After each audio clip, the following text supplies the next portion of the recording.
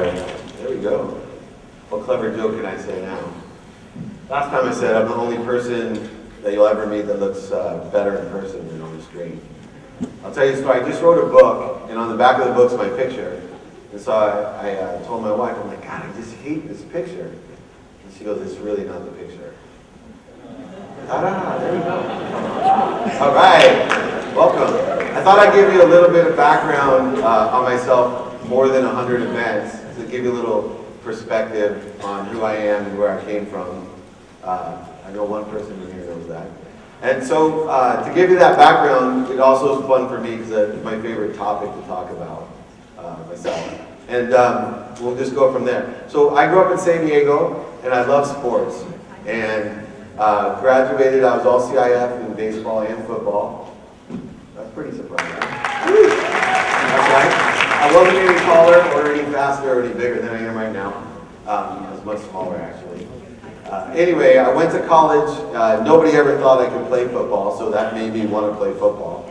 And I was fortunate enough to convince one college who gave me an academic scholarship to go there and play both baseball and football. So I turned down a bunch of baseball scholarships to go to an academic school where they let me play football because I loved football. And after college, I went, and my dream, by the way, because someone asked me last time, my dream was to be a professional football player. And if you saw the video with Warren Moon and I think you can see why that didn't quite work out for me. I could run for you as well, and then that would help you, size, strength, speed, intelligence. Warren has all those. He kind of carries me along. And anyway, I went to law school, and I went to law school to be a sports agent. And I went to a law school called Tulane University because they had a great sports program. And through a variety of different events, I ended up graduating law school and being on moot court and top of my class and all those great things, but getting into this new thing called the internet. And my mom was terrified. In fact, I think her comment was, "You're not going to be a real lawyer?" And I wasn't. But when I bought her a house 9 months later, she forgave me. And the internet seemed to be something that grew into a really big thing. And so I had this career in technology that ended up me working as CEO of Samsung USA when I was 32 years old, and I brought Samsung telephones to America. And they were big and expensive, and I was blessed enough to semi-retire in my 30s. And that was probably the biggest mistake of my life. You would think it would be a great thing, but me and time with nothing to do were really not a great combination. So by luck, I met Lee Steinberg, super agent, Jerry Maguire. I know you guys a little, but it was a famous movie at one time, Happy and Hello. And Lee hired me as his chief operating officer and then CEO. And we represented over $2 billion in management. Troy Aikman, Steve Young, Warren Moon, Sabathia Rivera. We had the biggest baseball practice in the world, football practice in the world, as well as boxing. Everyone from Lennox Lewis to Evander Holyfield, even Oscar De La Hoya. And that was my dream job. Or once again, I thought, until I got the job and then realized there was so much more. And so Warren Moon, who was a partner with Lee and I, we spun off this marketing company. And we have three objectives of our marketing company. One is to make a lot of money so that we can help a lot of people, so that we can have a lot of fun. There's no shame in making a lot of money if it's purposeful in its existence, if you use it in the right ways to empower other people, to empower other people. And so I learned this valuable lesson, and my personal mission is to empower others, to empower others. I used to think that if I come out to schools, and I've spoken around the world both in technology and sports, if I came out to schools like this and I could touch you, not physically, obviously, there's laws against that, but if I could touch you and inspire you, then I have done my job today. But that wasn't enough anymore for me. I felt, how can I make significant change? How can I create something as cool as world peace or happiness or love? How could I do that just by making you feel good? So I started learning, wow, maybe if I could teach you to teach other people, then exponentially we could have hundreds and thousands and millions of people that feel good. And to give you that example, I know it's career day. Who here knows what they want to do after high school? Excellent. Who here doesn't know what they want to do? Excellent. Perfect. Well, who here thinks they want to be a doctor? Raise your hand. Who here wants to be some sort of professional like a doctor in the field of medicine? Who here wants to be a teacher? Excellent. Everybody teaches, so that's fine. Who here wants to be a lawyer? Who here wants to be a professional athlete? Nice. Anyone here want to be a sports agent? Oh boy. Excellent. Who here wants to be happy? Really? Wow. Let me tell you a story about happiness. This is a true story, and it meant so much to me. When I was young, I liked to play a game called Over the Line in San Diego on the beach. And I'd go surf and play overline and look at girls, have a really good time. And there was this guy when I was young that cruised the boardwalk in San Diego. He had that white stuff on his nose, and he had these old school roller skates on, and he cruised down the boardwalk in slow motion. And he'd go like this, and he had big old earphones on to the music, and he just like literally. And so everyone on the beach nicknamed him Slow-Mo. And everyone knows Slow-Mo on the beach. In fact, Slow-Mo's been slow motion skating since I've been a little kid, and he now is in his 70s, and he's still slow motion skating. So I've been to the beach since 15, and then 25, and then 35, and then 45, and there's slow-mo still, slow motion on the beach. And just last week, in the New York Times, as I'm on an airplane from Costa Rica, I don't know how I can remember this, but I look, and there's slow-mo in the New York Times. I was like, wow, how could this homeless guy, this weirdo, this crazy man that I looked at for all these years, he's sitting here, big article in the life section of the New York Times. So I start reading about Slow-Mo, who I find out is Dr. Kitchen. And Dr. Kitchen was a neurologist, as well as having a PhD in psychiatry. And Dr. Kitchen, when he was young, was a very successful doctor who made millions of dollars, had a Ferrari and a Porsche and a huge home on the hill in San Diego. And in his 30s, started losing his vision, and so he started thinking, wow, what am I going to do when my vision, if it goes bad? And he starts thinking, and all of a sudden, while he's thinking about what he's going to do next, in this exploration and journey of his, he sees himself and says, oh my gosh, and please excuse my language, they may kick me off the stage, but I'm an asshole. He looks at himself and says, oh my gosh, I'm not happy. And everybody in here, not everybody want to be a doctor or a lawyer, a sports agent, etc., but every single one of you raised your hand and said you want to be happy, and this is one of the smartest doctors in San Diego, and he decides, what's going to make me happy? So you know what he did? He sold everything he had, bought a condo on the beach, and decided that he loved to roller skate, so if he started roller skating, he'd figure out what made him happy.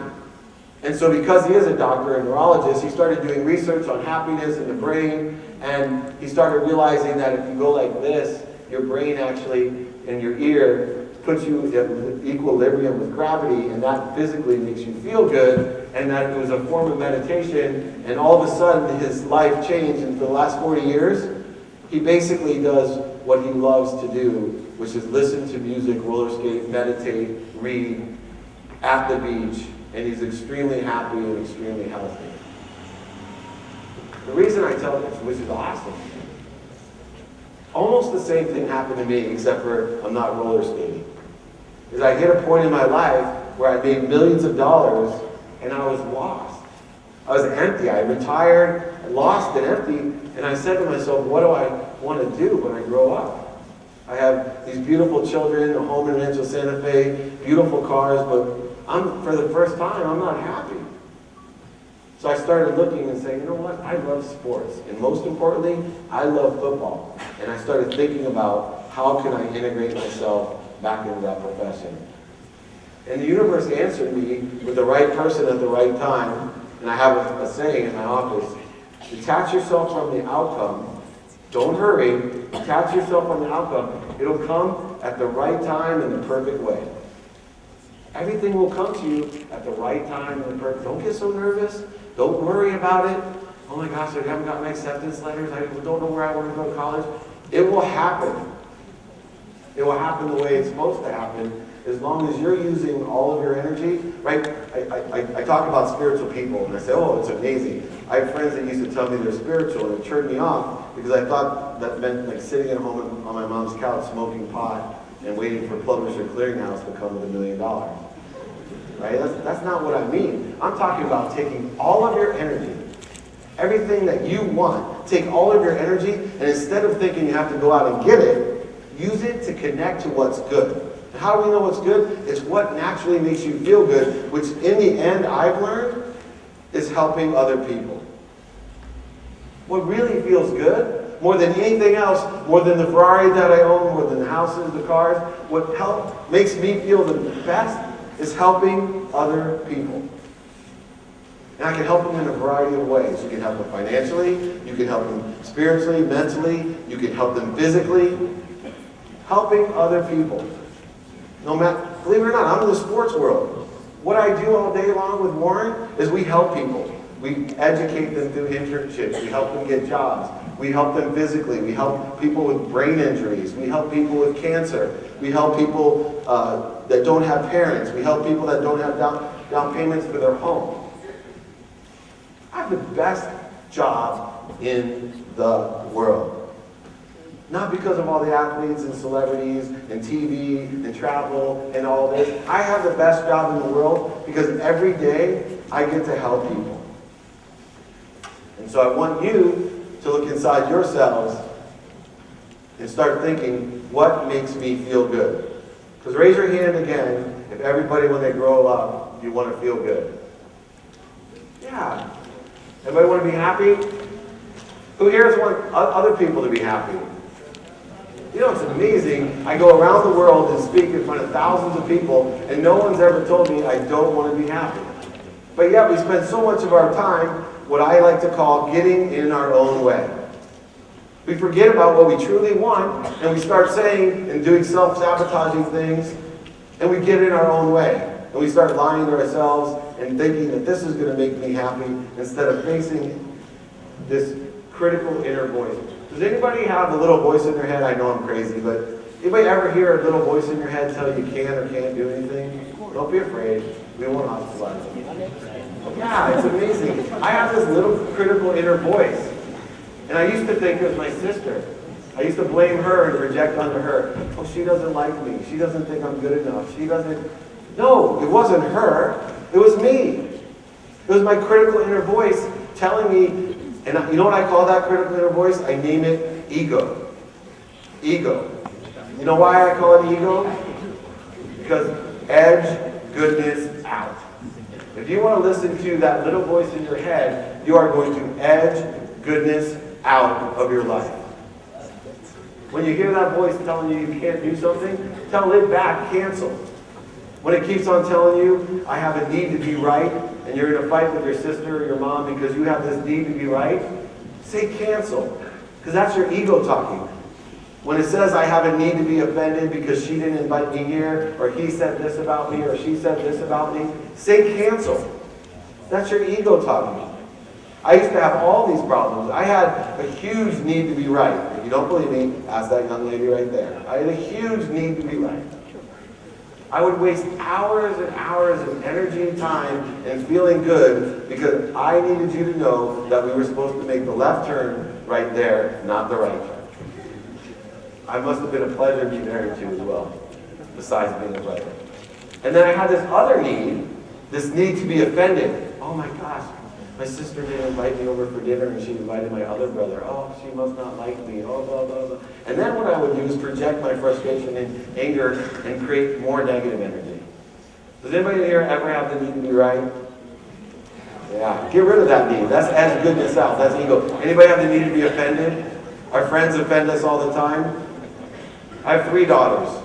If I could teach them all this lesson, I try every day. Please, don't have a need to be offended. They didn't mean it. You look beautiful. Those shoes look great. I really don't know, but it's awesome.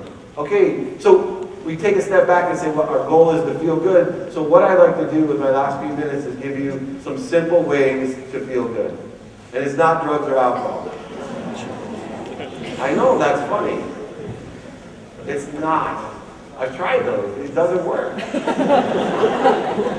going to kick me off stage soon. All right. No, let me give you a little bit of advice. If you want to feel good, in 30 days I can make you all feel good and feel better. It's 2 magic words, and there's 2 things in my life, and I'm going to talk a few 2s real quick. Number 1, you need gratitude and empathy in your life. If you have gratitude and empathy, you will feel good and be happy. You need to be gracious and empathetic of others. And take that perspective, get your ego out of your way, and edge goodness out. Secondly, you need to surround yourself with the right people and the right ideas. People ask me all the time, God, Dave, you're a completely different person than 20 years ago, because you used to be an asshole. It was just like that doctor. What changed? What changed about you? You know what changed? I started surrounding myself with the people and circumstances that I wanted to be like. And 2, I surrounded myself with the ideas. I started reading the right books, watching the right movies, listening to the right tapes. So I surrounded myself by the right ideas and the right people. So we need empathy and gratitude, and we need to have the right ideas and the right people. And then the final 2 is what's going to change your life. When you go home tonight, say 2 words. Anyone want to guess what those 2 words are? Thank you. Awesome, wherever you are. And when you wake up, guess what 2 words I want you to say? Thank you. If you say thank you when you go to bed and when you wake up, your life will change for the better in 30 days. I bring all these people here in the front row because this is what I'm supposed to do. I say, hey, guys, have you done that in your life? Did it work? Yes, see? Woo. Thank you for coming.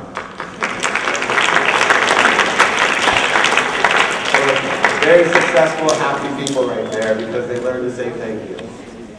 Okay, that's all I got for you today. We got an unbelievable speaker next. I appreciate and love all of you.